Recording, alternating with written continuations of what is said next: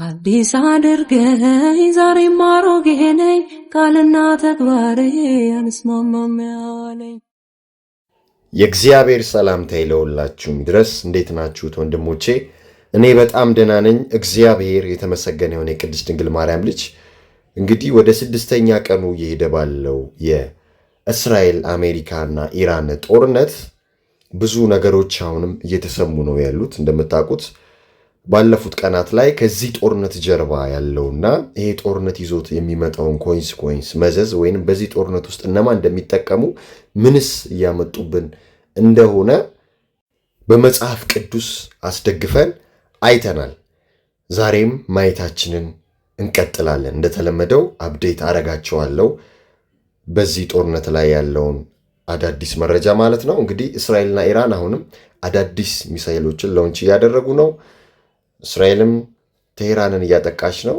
ኢራንም እስራኤልን፣ ቴልአቪቭን እንዲሁም ኢየሩሳሌምን ጨምሮ እያጠቃች ነው። ወንድሞች አንደርላይን አድርጉበት እዚህ ጋር ያልኩትን ማለት ነው።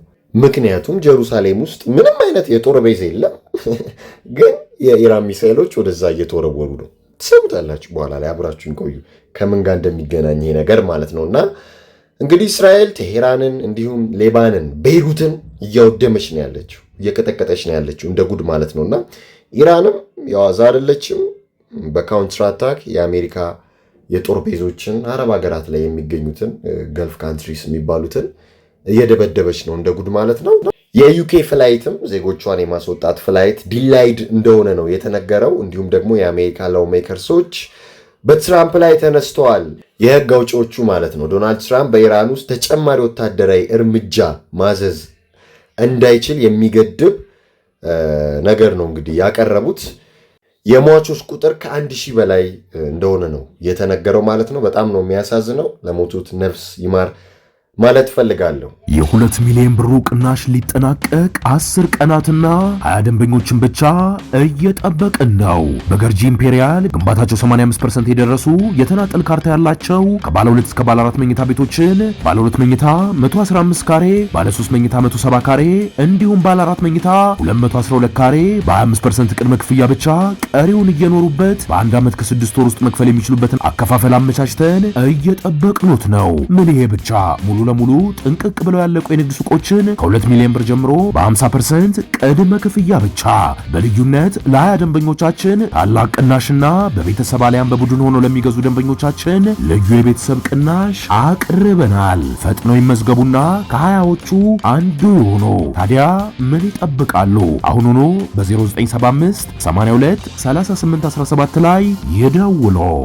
አሁን ስለ ጦርነቱ መረጃዎችን አፕዴት ካደረኳችሁ ከጦርነቱ ጀርባ እና ጦርነቱ ይዞት የሚመጣውን ደግሞ እናያለን ማለት ነው። እንደተለመደው በመረጃና በማስረጃ ዳይሰበል ላይ ስትመጡ እንግዲህ ስለ ጦርነቱ መረጃና ማስረጃዎች ሜንስትሪም ሚዲያው፣ ሌጋሲ ሚዲያው የሚናገረውን ነግራችኋለሁ።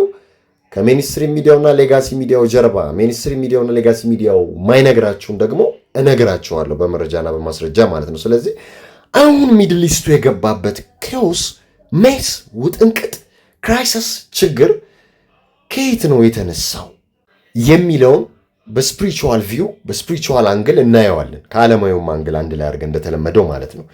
እንግዲህ ለዚህ ተጠያቂዎቹ በኤፍራጥስ ስር ታስረው የነበሩት የወደቁት መላእክት 4ቱ መላእክት ናቸው ማለት ነው። ያው ሾርት ሚሞሪ የመሆን ነገር ስላለ ነው እንጂ እነዚህ መላእክቶች የተፈቱለት አደገኛ ነገር እንደሚፈጠር መጽሐፍ ቅዱስ አስቀድሞ ነግሮናል። የዮሐንስ ራእይ ምዕራፍ 9 ከቁጥር 14 ጀምሮ እንዲህ ይላል። በደንብ ከኔ ጋር ሆኑ። መለከትም ያለውን 6ኛውን መልአክ በታላቁ ወንዝ በኤፍራጥስ የታሰሩትን 4ቱን መላእክት ፍታቸው አለው። ሉክ ስለዚህ ይፈታሉ ማለት ነው። በኤፍራጥስ ወንዝ የታሰሩት ማለት ነው። የሰዎችንም ሲሶ እንዲገድሉና ሲሶ ማለት 1/3 ነው። ይሄ ማለት አሁን የዓለማችን ሕዝብ እንግዲህ ወደ 9 ቢሊዮን ከሆነ ኢማጂን ወደ 2 ቢሊዮን ምናምን ሰው ያልቃል ማለት ነው። በእነዚህ የተፈቱ መላእክት ምክንያት ማለት ነው። ከዛ የሰዎችንም ሲሶ እንዲገድሉ ለሰዓቱና ለቀኑ ለወሩም ለዓመቱም ተዘጋጅተው የነበሩ 4ቱ መላእክት ተፈቱ፣ የተዘጋጁ ማለት ነው። የፈረሰኛዎችም ጭፍራ ቁጥር 1000 ጊዜ 1000 ጊዜ እልፍ ነበር፣ ቁጥራቸውንም ሰማው። እንግዲህ ኢን ሚሊየንስ ሊሆን ይችላል ማለት ነው። እና ፈረሶቹንና በእነርሱም ላይ የተቀመጡትን እንዲሁ በራእይ አየው። እሳትና ያክንት ዲንም የሚመስል ጥሩር ነበራቸው። የፈረሶቹም ራስ እንደ አንበሳ ራስ ነበር። ከአፋቸውም እሳትና ጢስ ዲንም ወጣ። ልክ እዚህ ላይ እንደምታዩት ፒክቸር ማለት ነው። ከአፋቸውም በወጡት በእሳቱና በጢሱ በዲኑ በእነዚህ 3 መቅሰፍቶች የሰዎች ሲሶ ተገደሉ። የፈረሶቹ ስልጣን በአፋቸውና በጅራታቸው ነውና ጅራታቸው እባብን ይመስላልና ራስም አላቸው፣ በእርሱም ይጎዳሉ ይላል። ዩሲ ከዛስ እንግዲህ ያ ከሆነ ከተፈቱ በኋላ ደግሞ ይሄ ቀጥሎ ይሆናል ማለት ነው። ይሄ ደግሞ ወሳኝ ነው። በዮሐንስ ራእይ ወይንም በራእይ ዮሐንስ በዮሐንስ ራእይ ምዕራፍ 16 ከቁጥር 12 የሚገኝ ነው። እንዲህ ይላል ሲጀምር፣ 6ኛውም ጽዋውን በታላቁ ወንዝ በኤፍራጥስ ላይ አፈሰሰ። ከፀሐይ መውጫ ለሚመጡት ነገስታት እንግዲህ ከምስራቅ መሆኑ ነው መንገድ እንዲሰናዳላቸው ውሃው ደረቀ። ስለዚህ እስራኤልን የሚወሩ ሌሎች ሀገራቶች በምስራቅ ያሉ ያው ኤፍራጥስ ይደርቅላቸዋል። ከዛም ይላል ከዘንዶም አፍና ከአውሬው አፍ ከሐሰተኛውም ነቢይ አፍ ጓጉንቸሮች የሚመስሉ 3 ርኩሳን መናፍስት ሲወጡ አየሁ። ሉክ የሚገርም ነው። ሌላ ማለት ነው ምልክት እያደረጉ የአጋንንት መናፍስት ናቸውና በታላቁም ሁሉም በሚገዛ በእግዚአብሔር ቀን ወደሚሆነው ጦር እንዲያስከትቷቸው ወደ ዓለም ሁሉ ነገስታት ይወጣሉ። እነሆ እንደ ሌባ ሆኜ እመጣለሁ። ራቁቱን እንዳይሄድ እረፍቱንም እንዳያዩ ነቅቶ ልብሱን የሚጠብቅ ብፁዕ ነው። በዕብራይስጥም አርማጌዶን ወደሚባል ስፍራ አስከተቷቸው። ዩሲ ስለዚህ አርማጌዶን በዚህ መንገድ መልኩ ነው የሚከሰተው ማለት ነው። የአሜሪካ ወታደሮች ሌሎች ስለዛ ቢያወሩ አይግረማችሁ። ወደ አርማጌዶን ነው የምንሄደው፣ ክርስቶስ መምጫው ደርሷል ቢሉ አይግረማችሁ፣ አይድነቃችሁ። የሚያውቁት ነገር ስላለ ነው። እና በሌላም መንገድ መልኩ እንግዲህ ባይ ዲፎልት የክርስቶስ መምጫ ምናምን ሲሉ የእነሱ ክርስቶስ ያው ሐሳዊ ነብይ ነው እሱ እየመጣም ነው እያሉ ሊሆን ይችላል። ሜቢ ማለት ነው። ሁናውስ ፈጣሪ ነው የሚያውቀው። ስለዚህ አሁን አኮርዲንግ ቱ የዮሐንስ ራእይ ዮሐንስ ስንሄድ መላእክቱ ተፈተዋል። እነዚህ 4ቱ በኤፍራጥስ ወንዝ የነበሩት ጥፋት እያመጡ ነው። ህዝብን እያጋደሉ እየጨረሱ ነው። በጦርነት በረሃብ በበሽታ እንደምታዩት ማለት ነው። ሰው ሾርት ሚሞሪ ባለቤት ስለሆነ አንዳንዱ ሰው ይረሳል። አሁን ከረንትሊ የሚሆነው ሲቹዌሽን አዲስ ነገር ይመስለዋል። በመጽሐፍ ቅዱስ ያልተነገረ ያልተደገፈ ሪፈረንስ ያልተደረገ እንደ ትንቢት ያልተወራ ይመስለውና የረሳውና እዛው ካለ ፖለቲካል የሆነ ነገር ወይንም ከጂኦፖለቲክሱ ጋር አገናኝቶ ትንተና ሊሰጥ ይችላል ማለት ነው። ግን ይሄ ነው ሪያሊቲው። ስለዚህ እነዚህ አካላቶች ሰው እየጨረሱ እያባሉ እየገደሉ እያገዳደሉ ነው ያሉት። ሲሶ ይገላሉ አለ መጽሐፍ ቅዱስ። እንግዲህ ወዴት ትገባላቸው? ኤፍራጥስ ደርቆ ወጥተዋል አይደል? በቼን ታስረው ድምፃቸውን ሁሉ ሰምተን ነበር። የዛ ጊዜ በደይ ሰበን አሳይቻቸዋለሁ ከዓመታት በፊት። ስለዚህ ይሄ እንግዲህ ወደ አርማጌዶን ጦርነት እየሄድን ያለንበት ታይም ላይ እንደሆንን ማየት አለባችሁ። ጎግ ኤንድ ሜጎግ አሁን ላይ እየሆነ እንዳለም ታያላችሁና አርማጌዶን ጦርነት ደግሞ ዊል ሲ እንግዲህ በቃ ጫፍ ላይ እየደረሰ እንደሆነ እየመጣ እንደሆነ ነው የምታዩት ማለት ነው። ወንድሞች እንዳትሻወዱ፣ ሪሰርች የምታደርጉ መጽሐፍ ቅዱስ የምታነቡ አባቶች የምጠይቁ አሁን ዘመኑ እንዳለቀ ነው የሚነግሯችሁ። የምሬን ነው የምላችሁ። አሁን ስለ ዶም ኦፍ ዘ ሮክስ አሳያችሁ ደግሞ ሌሎች ተጨማሪ መረጃ ወጥተዋል። ዴይ 7 ሲለው የነበረው ነገር አሁን ዓለም አቀፋዊ አጀንዳ ሆኖ ሌሎችም ሰዎች እያሉት ነው። በጣም ደስ ይላል። እንዲህ ያለ አዌርነስ ሲፈጠር እነማን እንዳሉ ትሰሙታላችሁና የሚገርም ነው። ይኸውላችሁ አሁን የቶታል ሉናር ኢክሊፕስ ዕለት ምን ተሰማ መሰላችሁ? የዩናይትድ ስቴትስ ሴክሬታሪ ኦፍ ዋር አዛዥ የሆነው ፒት ሄግሴት አንድ የሚገርም ነገር ወጥቶ ተናግሯል። እንግዲህ ዶናልድ ትራምፕ የተወለደው ነግራቸዋል በቶታል ሉናር ኢክሊፕስ ዕለት ቀን ነው ብያቸዋለሁ። እና እንዲሁም ማርች 3 እና በዛን ወቅት ከዛም በኋላ ባለው ሳምንት የሆነ ነገር ጠብቁ፣ እንደዚህ የቶታል ሉናር ኢክሊፕስ ዊኬንድ እንዲሁም ደግሞ የብለድ ሙን የፉል ሙን ዊኬንድ የፕላኔታሪ ፓሬድ ዊኬንድ የሆነ ነገር ስለሚፈጥሩ ማለት ነው። እና እንዳልኩትም በቶታል ሉናር ኢክሊፕስ ዕለት ብዙ ሰዎች ሞተዋል፣ አልቀዋል፣ እናየዋለን በመረጃና በማስረጃ። እና ግን ሌላው ቀልቤን የሳበው ነገር ዲፌንስ ሴክሬታሪ የተናገረው ነገር ነው። ትራምፕ ላይ ግድያ ሙከራ ያደረጉት ኢራኖች ነበሩ። ታዲያ የግድያ ሙከራ ያደረጉትን ከፍተኛ አመራሮች፣ ባለስልጣናቶች ገለናል አለ ማለት ነው። በቶታል ሉናር ኢክሊፕስ ዕለት ትራምፕን ሊገሉ የነበሩ ሰዎች እነሱ ተገደሉ ማለት ነው። ዩሲ የሚገርም እኮ ነው ወንድሞቼ። እና አሳሲኔሽኑ ፌክ እንደሆነ ታውቃላችሁ፣ ግን እቺ ማውራት ነበረባቸው። እቺ ነው ውስጥ አሁን በዛ ማርች 3 ዕለት ምን ተፈጠረ የሚለውን እኒ ሃይ ካዥዋሊቲ ኢንሲደንትስ ኦን ማርች 3 26 እንግዲህ ዲሞክራቲክ ሪፐብሊክ ኦፍ ኮንጎ ከ200 ሰው በላይ የጨረሰ ላንድ ስላይድ የመሬት መንሸራተት ማሲቭ ላንድ ስላይድ አጋጥሞ ነበረ ማለት ነው። እንዲሁም በፓኪስታን ደግሞ የአሜሪካ የባህር ኃይል ወታደሮች በካራቺ የሚገኘውን የአሜሪካ ቆንጸላ ጽሕፈት ቤት ሊያጠቁ የነበሩ የፓኪስታን ዜጎችን 11 ሰዎችን ገለዋል ማለት ነው። እንዲሁም ሚድል ኢስቱ ላይ እየሄደ ባለው ጦርነት ደግሞ ከ31 በላይ ዴይዝ ተመዝግበዋል ማለት ነው። አያችሁ። እንዲሁም ደግሞ ኢንዲቪዥዋል ዴይዝ ካየን ደግሞ እውቅ የሆኑ ሰዎች ሞተዋል ማለት ነው። ኢቨን በኬንያ አንድ ሜምበር ኦፍ ፓርላመንት የሆነ ሰው በሄሊኮፕተር ክራሽ ናንዲ ካውንቲ እንደሞተ ነው የተነገረው ማለት ነው። ነፍሳቸውን ይማር ለሞቱት ለሁሉም ማለት ነው። በጦርነትም በተፈጥሮ አደጋም ባሉትም ሊሆን ይችላል፣ እንዲሁም በሌላም ሞትም ሊሆን ይችላል ማለት ነው። ከዚህ ውስጥ እናንተ መርጣችሁ ማውጣት ትችላላችሁ። እንግዲህ ሚድል ኢስቱ ላይ የሆነ ያለው የደም መስዋዕት ስለሆነ የሚገደሉት ሰዎች የምታውቁት ነው። ለአማልክቶች ነው የሚገበሩት ማለት ነው። እግዚአብሔር ነፍሳቸውን ይጠብቅልን ያድንልን እንጂ ያድናቸዋል። እንግዲህ የአሜሪካ መከላከያ ሚኒስቴር የሆነው ፒት ሄግሴት ወይንም ደግሞ የዩኤስ ዲፌንስ ሴክሬታሪ የሆነው ፒት ሄግሴት ይውላችሁ ፓርት ኦፍ ቢግ ክለብ ዛዮኒስት ነው ወንድሞች። እና አሁን እሱ እየወጣ መግለጫ እንደዚህ ያደረግ ምናምን ዋናው የእቅዱ ሰው ነው ማለት ነው። ገባቸው አይደለ? ዶም ኦፍ ደሮክ እንዲመቱ ከሚፈልጉ ሰዎች ወይንም አልአቅሳ እንዲመታ ከሚፈልጉ ሰዎች መካከል አንዱ ነው። ሶስተኛ የሰለም ቤተ መቅደስ እንዲገነባ ከሚፈልጉ ሰዎች አንዱ ነው። ፎቶውም እንደምታዩት ማለት ነው። እና ሌላው ወሳኝ ነገር እንግዲህ በዴይ 7 ከዛሬ ዓመት ጀምሮ ስለው የነበረው ነገር አለ።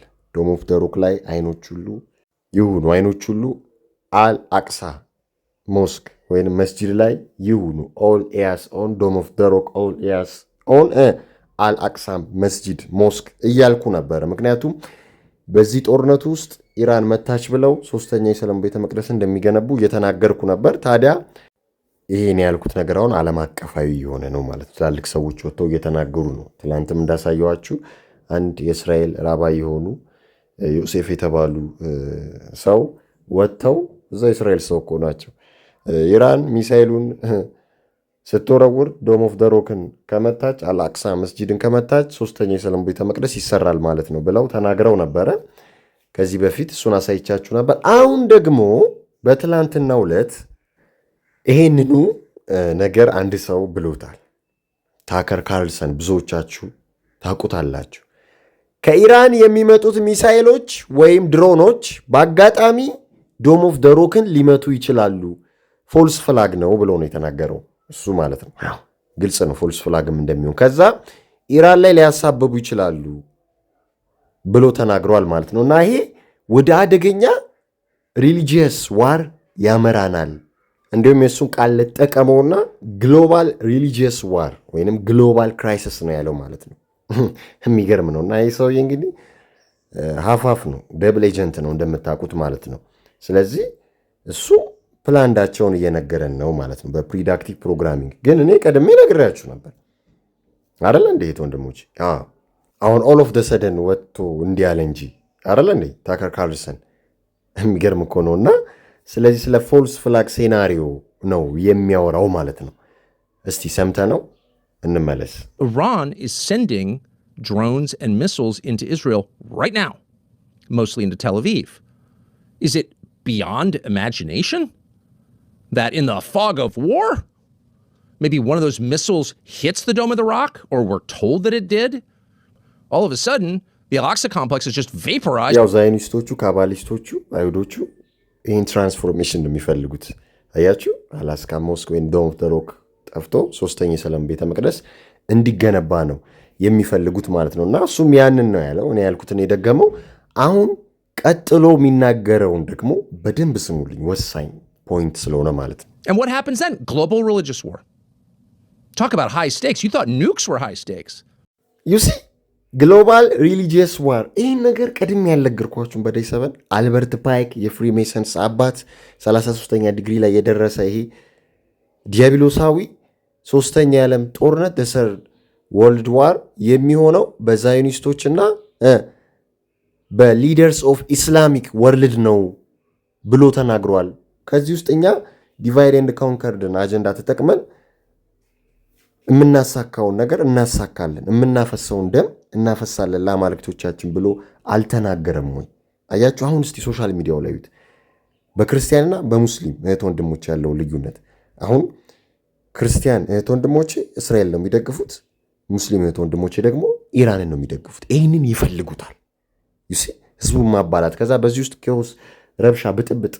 እነዛ ከኤፍራጥስ የወጡት መላእክት እንግዲህ እርኩስ መላእክት ህዝቡን ይጨርሱታል፣ ደም ያፋሳሉ። በዚህ ምክንያት ይህን የሚፈጥሩት እነሱ ናቸውና ሰው ግን ይህንን ማየት አልቻለም፣ መንፈሳዊ ዓይኑን መክፈት አልቻለም። ዩሲ አንድ በጣም መወደው አባባል አለ። ምን ይላል መሰላችሁ? the eyes are useless when the mind is blind። አያችሁ አይደል? አይኖቻችን ጥቅም አይኖራቸውም ጭንቅላታችን የጨለመበት ጊዜ ማለት ነው። ዩሲ ኦፕን ማይንድ ካልሆንን አይኖቻችን ዋጋ የላቸውም። አይነ ልቦናችንን ማብራት አለብን። ስለዚህ ጭንቅላታችን ከተደፈነ አይናችን ማየት አይችልም። ስለዚህ እየሆነ ያለውን ለማወቅ ለመረዳት ዘመኑን መዋጀት ያስፈልጋል። ቅዱሱም ቃል መጽሐፍ ቅዱስም ያንን እኮ ነው የሚለው፣ ህዝቤ እውቀት ከማጣቱ የተነሳ ጠፋ ይላልና አይኖቻችሁ እንዳይጠፉ አይነ ልቦናችሁን አብሩ ለማለት ነው።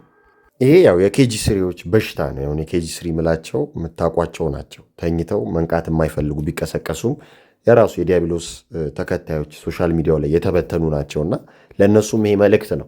ቅድም አንድ ነገር ነግሬያችሁ ነበር። አሁን ላይ የወጡ ባሉ መረጃዎች መሰረት እንግዲህ ኢራን ወደ ቴል አቪቭ እና ወደ ጀሩሳሌም ብዙ ሚሳይሎችን ልካ እንግዲህ በእስራኤል ኢንተርሴፕት ሆኗል፣ ከሽፏል ማለት ነው። እዛው ሰማይ ላይ አስቀርተውታል። እንግዲህ ከዚህ በፊት ቴል አቪቭ ቤርሺባ ነበር በደንብ የሚመቱት። ቀድሞውኑ ሪዴቨሎፕመንት ፕላን ላይ ነበሩ። ወደ ስማርት ሲቲስ ሊቀይሯት ስለሆነ እስራኤልን ሀሳዊ መሲ መምጫው ስለሆነ በኤአይ ቴክኖሎጂ ታግዞ ነው ዩሲ የሚመራት እስራኤልን ማለት ነው። ስለዚህ እንደ አዲስ እየሰሯት ነው። እስራኤል ትራንስፎርሜሽን ውስጥ ነች። ጦርነቱ ለዚህም ይጠቅማል። በአንድ ድንጋይ ብዙ ወፍ፣ ሁለት ወፍ ከዛም በላይ ማለት ነው። ስለዚህ ያው ልላችሁ የምፈልገው አሁን ላይ ግን ወደ ጀሩሳሌም ሚሳይሎች ወደ ጀሩሳሌም መላክ ጀምረዋል። ወደ ጀሩሳሌም አስፈሪ ነው። ይሄው እንደምታዩት ይሄ ከጥቂት ቀናት በፊት የሆነ ነው። አሁንም ተልኮ ኢንተርሴፕት ሆኖ ነው ከሽፎ ነው እና ከዛው ከቴምፕል ማውንትና ከአላክስ ሞስክ ወይንም ከዶም ኦፍ ደ ሮክ ትንሽ ኪሎ ሜትር 1 ኪሎ ሜትር የሚሆን ርቀት ላይ የሚገኝ ቦታ ላይ ኢራኖች የሚሳይል አታክ አድርገዋል ማለት ነው። እና አንዳንድ ሬዚደንትስ አንዳንድ የእስራኤል ዜጎች ምን እያሉ መሰላችሁ? ሰርፕራይዚንግ አታክ። ምክንያቱም እዛ የጦር ቤዝ የለ ምን የለ እንግዲህ ሙስሊሞች፣ አይሁዶች፣ ክርስቲያኖች የሚሰበሰቡበት ቦታ ነው፣ ሰላማዊ ቦታ ነው ተብሎ ነው የሚታሰበው። ለምን ኢራን ወደዛ ሚሳይል ላከች? ዩሲ እስቲ ዜናውን ሰምተን እንመለስ። So it was quite surprising for you to... Very, very surprising because it's Jerusalem is the holy city. Near us about 1 kilometer there is Al-Aqsa. It's the third place that holy for the Muslims in the world. የሚገርም ነው። ይኸውላችሁ ጥቃቱን ላሳያችሁ። ኢንተርሴፕት የሚደረጉ አሉ፣ ያመለጠውን ደግሞ ይሁት የሚመታውን ቦታ። Oh my god.